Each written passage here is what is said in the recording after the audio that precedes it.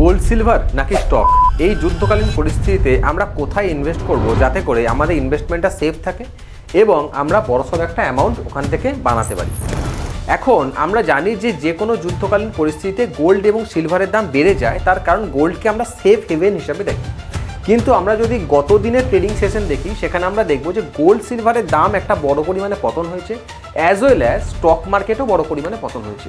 তো এরকম সিচুয়েশন আমরা ন্যাচারালি খুব কম দেখি, যেখানে গোল্ডও পড়ছে এবং স্টক মার্কেটও পড়ছে।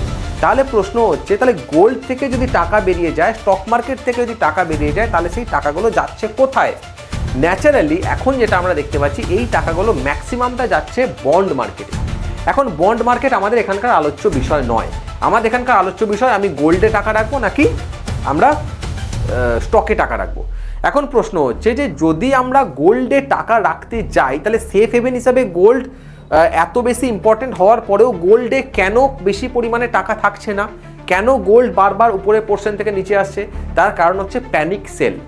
আমরা দেখেছি যে বেশ কিছুদিন আগে, বেশ কিছু মাস ধরে আমরা গোল্ডে একটা প্রচণ্ড বেশি আপ স্পাইক আমরা দেখেছি, যেখানে গোল্ডের দাম প্রায় 100%-এর উপরে রিটার্ন, প্রায় 100%-এর কাছাকাছি রিটার্ন দিয়েছিল।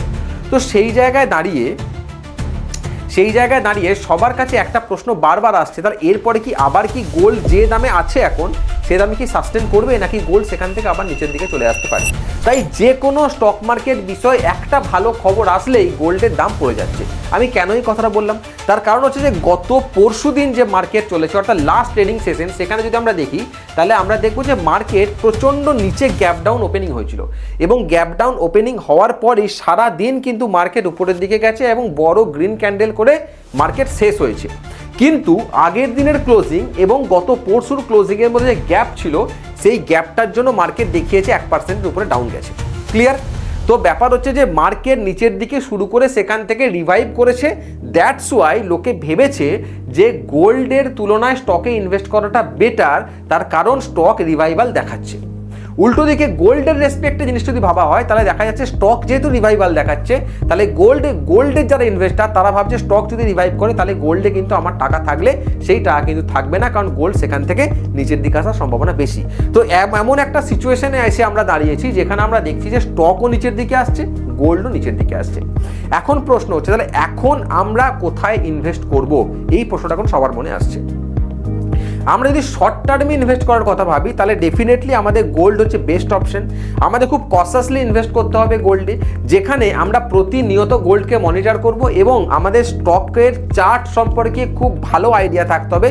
যখনই আমরা বুঝবো যে গোল্ডে ইনভেস্টমেন্ট যেটা হচ্ছে, সেটা আমাদের চার্ট প্যাটার্ন যখন আমাদের দেখাবে যে আমাদের এই জায়গা থেকে নিচের দিকে আসার সম্ভাবনা রয়েছে, আমাদের গোল্ড থেকে বেরিয়ে আসতে হবে।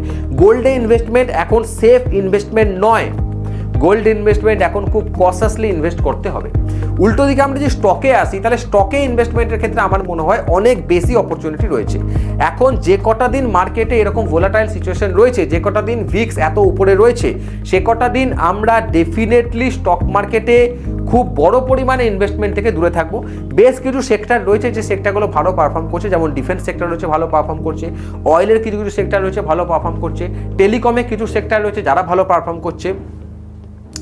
এই ধরনের যে সেক্টরগুলো রয়েছে, যেমন কুইক কমার্সে কিছু সেক্টর ভালো পারফর্ম করছে। তো এই সেক্টরে যে স্টকগুলো ভালো পারফর্ম করছে, আমরা সেগুলোকে আমাদের র্যাডারে রাখবো এবং সেই স্টকগুলোর উপরে আমরা আমাদের নজর রাখবো। যুদ্ধকালীন পরিস্থিতি যখনই একটু শিথিল হয়ে যাবে, তখনই আমরা সেই স্টকগুলোকে পিক করবো এবং সেখানে আস্তে আস্তে আমরা কিন্তু নিজের পজিশন নেব। আমি এত স্ট্রংলি কেন বলছি স্টকে ইনভেস্টমেন্ট আমাদের জন্য বেটার? তার কারণ হচ্ছে যে আমরা যুদ্ধকালীন এই পরিস্থিতিতেও আমরা দেখছি যে এফআইআই যে পরিমাণে সেল করছে, ডিআইআই তার ডবলের বেশি পরিমাণে বাই করছে। আমি যদি লাস্টে ডেটা আমি দেখছিলাম, সেখানে দেখলাম যে এফআইআই ক্যাশ মার্কেটে ৩,২০০ কোটি টাকা মতো সেল করেছে, যেখানে ডিআইআই প্রায় ৮,০০০ কোটি টাকা মতো বাই করেছে, প্রায় দেড় গুণ। কেন হবে? ৩,০০০ দিকে ৮,০০০, প্রায় আড়াই গুণ। তো ব্যাপার হচ্ছে যে কেন এত বেশি পরিমাণে ডিআইআই বাই করছে? কারণ ডিআইআই ভাবছে, যেটা মানে ডোমেস্টিক ইনভেস্টমেন্ট ফান্ড যারা রয়েছে, তারা ভাবছে যে এখন স্টক মার্কেটে যে মানে ভ্যালুয়েশনে তারা স্টকগুলো পাচ্ছে, এই ডাউনফলের ফলে সেই স্টকগুলো সেই ভ্যালুয়েশনে ওরা আর পাবে না। অর্থাৎ ডিআইআই কিন্তু ভারতের মার্কেটের প্রতি এখন চূড়ান্ত বুলিশ। কাজেই জিস্ট অফ দ্য স্টোরি আমার যেটা মনে হয় আজকের দিনে দাঁড়িয়ে এসে, যে স্টক মার্কেটে ইনভেস্ট করার জন্য স্টক বা ইকুইটি হচ্ছে বেস্ট অপশন, কিন্তু সেটা আজকাল পরশুর মধ্যে নয়।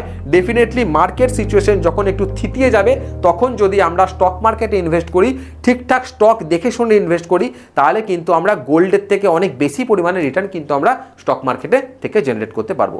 তো আজকের ভিডিও এইটুকুই ছিল। যদি কিছু জানার থাকে অবশ্যই আপনারা কমেন্ট সেকশনে জানাবেন, এবং আপনাদের যদি কিছু মতামত থাকে অবশ্যই কমেন্ট সেকশনে জানাবেন। Thank you.